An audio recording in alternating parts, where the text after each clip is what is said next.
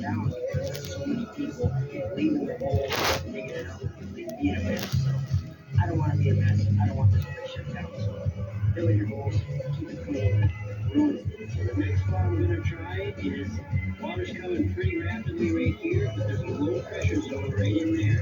So I'm going to take a test pan there and see if there's any gold. Well, there is gold there, but just one plate. I'm going to take one more pan down deeper. Got to get past some of those potholes. If we want more than that, this is Kesha's. Gonna keep on moving. With more music. Next. And three more specks in the pan deeper, so I'm gonna keep moving. Gross, a leech. Everything we have, plus getting the fuel to keep going forward. The order went in 3 days ago, but with the bad weather, there's no sign of the tanker truck. We don't know when our next load of fuel is coming from town. Now, all Ken's machines are starting to run dry. I just need to grab some fuel for that 3-inch pump, just to get it going quick. There's nothing to do but siphon from one machine to keep another one going. They'll be out of...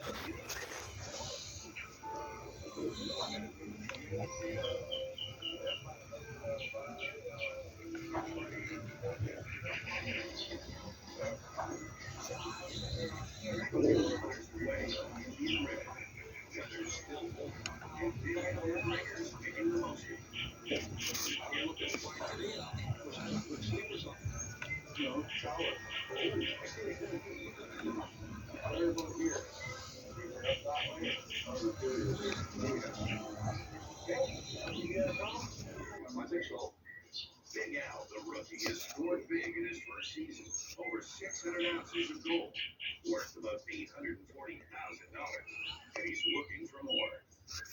Green gold, I was hoping for 1,000 ounces. We might get within shouting distance of that. A little bit in here and quite a bit down there. At least there's gold in this pit. He still has one last bit to finish losing. In just a few days, a week at most, to do it before winter shuts him down. It's a beautiful sight. The boys don't think to be lucky. Eric, his old buddy from the Alberta oil fields, runs the dozer. We've got nice weather now, so let's hope our equipment stays up and we can get a lot done.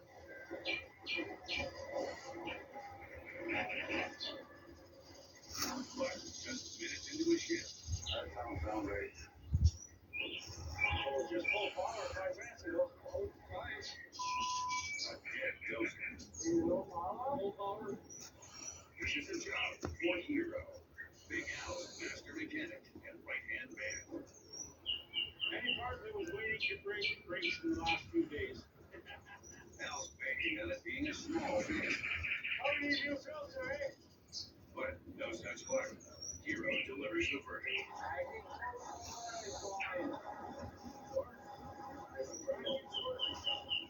the torque converter uses hydraulic fluid to transfer power from the transmission to the tracked wheels. When fluid levels drop, a warning light comes on. I gotta get another chip. Did your torque light come on this morning? That's your girl. You gotta look after it. A little frustrated Zach, because that's operator in back day. Right now it's just a little bit of tension. It's tension when your foot goes down, because you have to depend upon the metal feet. If that one goes down, then we have to shut down. The entire transmission is blown. It's a $10,000 fix. Big Al's dozer is done for the season. This is the last thing I need right now. When you get down, therefore your cost will be out. But that's not going to stop him.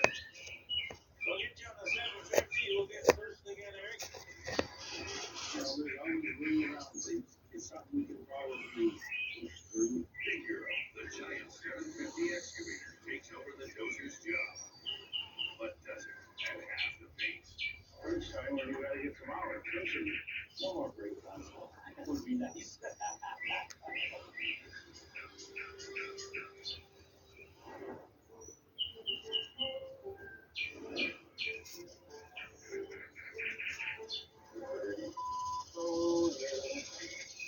On Frosty Silver Creek, Carl Knudsen comes face to face with an old hard fact. Down on that cut floor, it goes. I mean, it is solid. Okay, frozen gravel.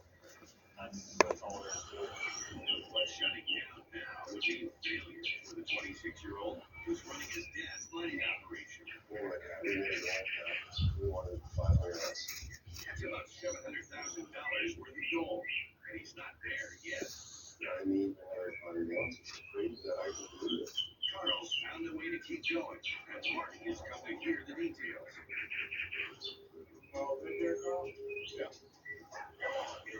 Carl's plan, find the only bog ground left, a strip along Sulphur Creek called the Dredge. A dredge mined the creek during the Klondike Gold Rush in the 1890s. It was one of the many floating sluice plants that dug gold from river bottoms and left tailings and pay dirt along the banks. Today, miners follow the trail of the dredges, looking for untapped channels of gold along the banks. We just got to start focusing on that right edge of this. We'll be done. But digging next to a creek is risky, and Marty, with his veteran's eyes, sees danger. Look at your wind here. And it is so tight. If it starts to come, that volume of water, people just go, oh, come from the cut. Digging here could break the creek bank and cause a flood, washing away pay dirt. The last thing you want is for it to break all this water. And it is so tight. The weather and the timing doesn't make sense to go that hard. It's a big risk, but so's the reward.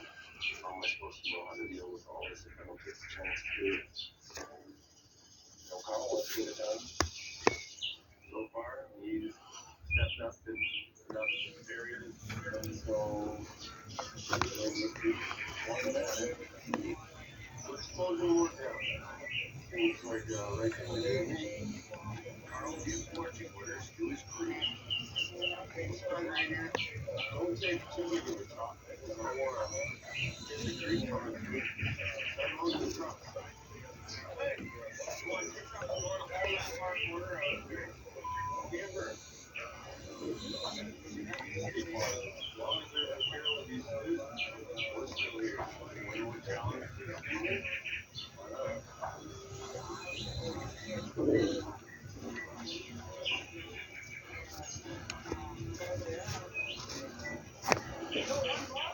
On the street, Ken and Neil are running on empty. There's still no sign of the truth struck, and the forecast calls for blowing snow. We're gonna knock out 2 more of everywhere we go right now. And all we do from the 9 hour keep the pump going, trying to share everything equally so we can keep running. Well, yeah. Well, we gotta go find the hill. We only got 1 bar left. Ken heads back to camp and calls the crew below Dr. City. You've reached Gavin. Please continue to jump up with you the number of your costume in the hands. You have this gold stuff. Ken's had enough.